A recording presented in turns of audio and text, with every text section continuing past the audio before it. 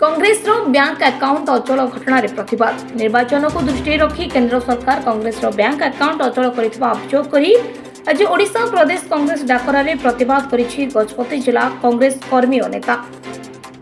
वरिष्ठ कांग्रेस नेता विजय पट्टनायक जोगदे प्रथमे पारालाखेमुंडी जिला कांग्रेस कार्यालय एक शोभा यात्रा बाहरी राजदाण्ड दे कॉलेज छकरे पहुंचीथिले सेठारे प्रतिवाद करबा सह विभिन्न स्लोगान मान देथिले।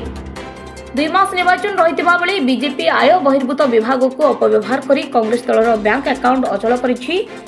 विभिन्न निर्वाचन रे बीजेपी को बीजेडी को अबाध रे सहयोग करी मनमुखी शासन करी सीबीआई क्राइम ब्रांच को व्यवहार करी गणतंत्र को कंठरोध करबा को चेष्टा करुछि। सेतिपई कांग्रेस आज राजरास्ता को आसिछि। कांग्रेस रो पुंजी बैंक अकाउंट नुहे जनसाधारण को भल पाइबारे निर्वाचन लढिबो।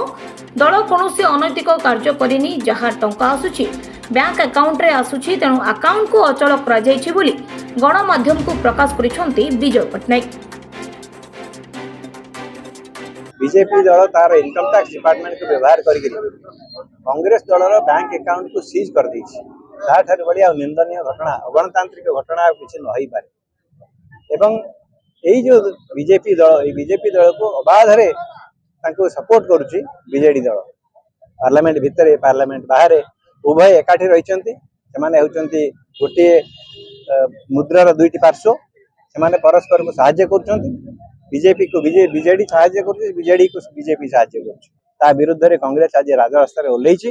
कारण कांग्रेस पुंजी होउछि बैंक अकाउंट नुहे कांग्रेस पुंजी होउछि लोकंकर कांग्रेस दल प्रति जो श्रद्धा अच्छी आग्रह अच्छी सेटा ही कांग्रेस दल पुंजी। ब्यूरो रिपोर्ट विप्लवी परिक्रमा।